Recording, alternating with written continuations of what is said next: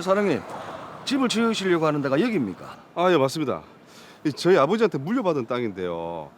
매번 이사 다니기도 좀 그렇고 집을 살려니까 집값이 너무 비싸가지고 여기다가 좀 그림 같은 집을 지어서 살아보려고요. 그래, 어떤 그림 같은 집을 그리고 계십니까?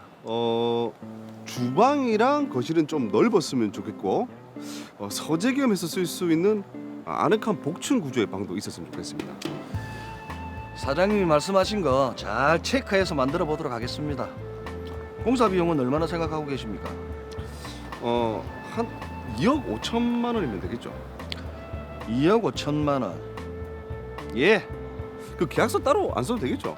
아이고, 사장님하고 저하고 한두 번 본 사이도 아닌데 맡겨주십시오. 아, 예, 좀 튼튼하게 좀 잘 좀 부탁드리겠습니다. 걱정하지 마십시오. 튼튼하게 지어드리겠습니다.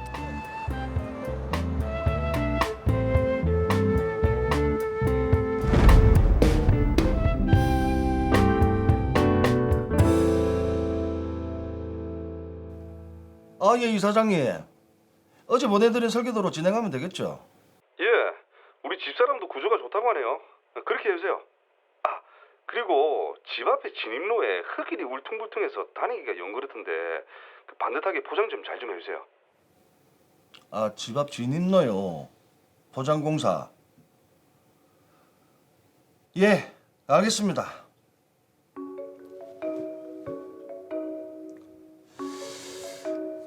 집 짓는데 2019년 1월, 추가로 이야기한 포장공사는 2019년 2월.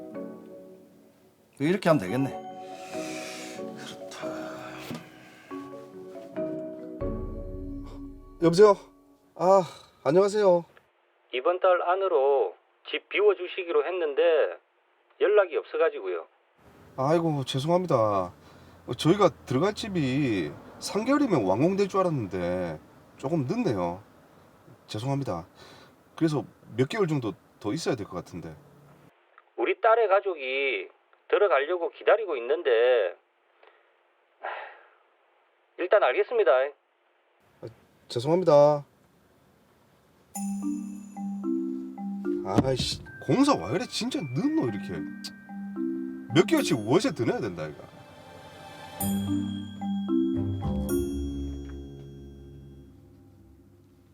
여보세요? 여보, 주방 천장에서 물이 샌다. 주방에도? 안방에도 천장에서 물 새더만 주방에도 그렇나? 이제 문제가 발생하죠. 아니, 공사를 어떻게 했길래 성한 곳이 별로 없노? 화장실 바닥 타일이 몇 달 살지도 않았는데 떨어지지를 않나? 집 입구 쪽 길도 포장해 놓은 게 엉망이고. 아휴, 그런데 이리저리 뭐 손볼 데가 지금 한두 군데가 아니네. 일단 알았다 그래. 정말 마음이 아프시겠습니다.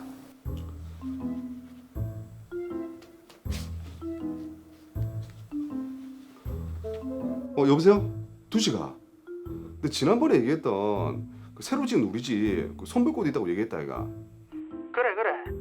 네 아는 업체에서 하면 얼마 정도 한다디? 보수하면 돈이 꽤 들 것 같다던데.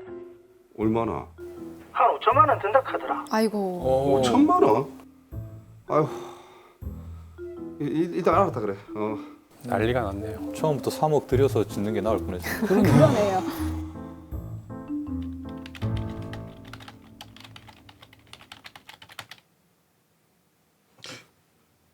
이영남 씨는 집은 다 짓는데 왜 잔금을 안 주지?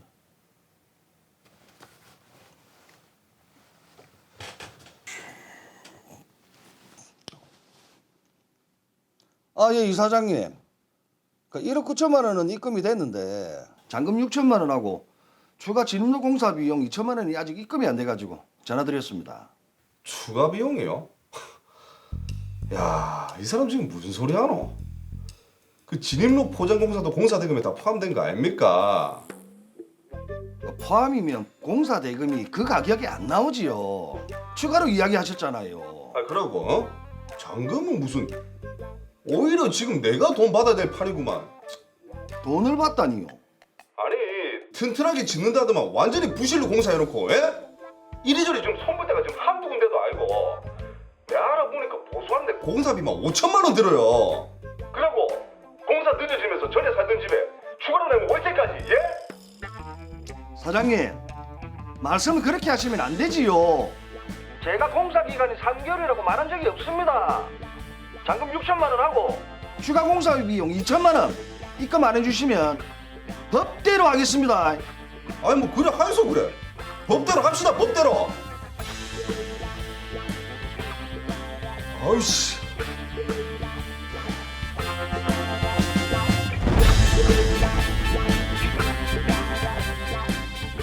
예, 정말 저 푸른 초원 위에 그림 같은 집을 꿈꿨는데 네.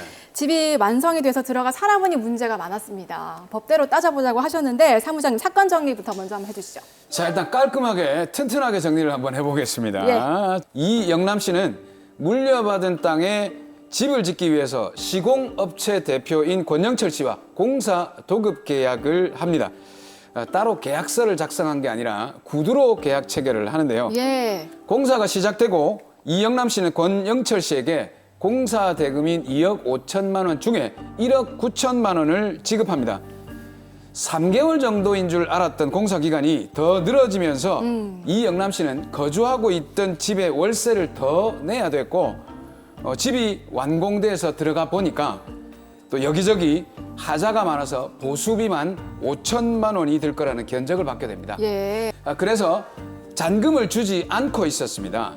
그런데 시공업체 쪽에서는 잔금과 함께 진입로 포장공사 추가 비용까지 내야 한다라는 입장인데요. 네. 분쟁이 계속되자 이영남 씨가 저희에게 사건을 의뢰했습니다.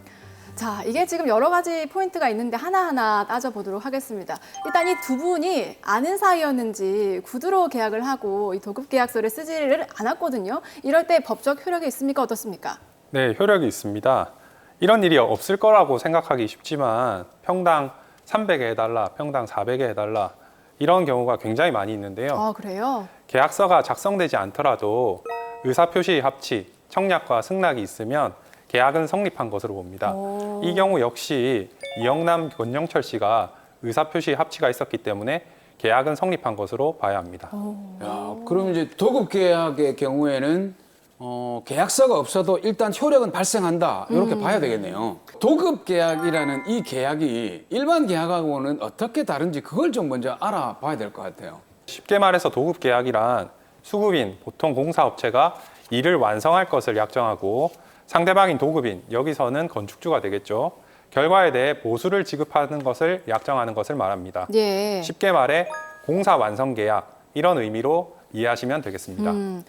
자, 그럼 첫 번째 포인트 따져볼게요. 이게 어쨌든 집이 완성돼서 들어가 살게 됐는데 문제가 지금 굉장히 많거든요. 그거를 고치려는 비용도 적지가 않고 5천만 원 정도가 된다고 했잖아요. 그렇죠.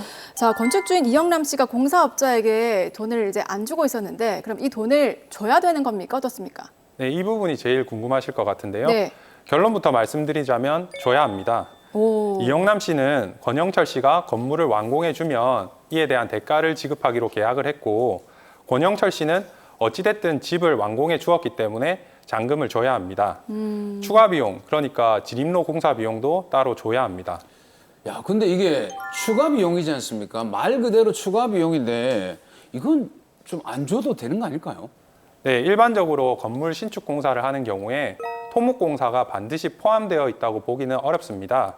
그런데 이영남 씨와 권영철 씨는 처음에 계약을 할 때 이런 토목 공사까지 하기로 구체적으로 합의를 한 바가 없었기 때문에 예. 이영남 씨가 추가로 요구한 부분에 대해서 추가 비용을 따로 줘야 하는 것입니다.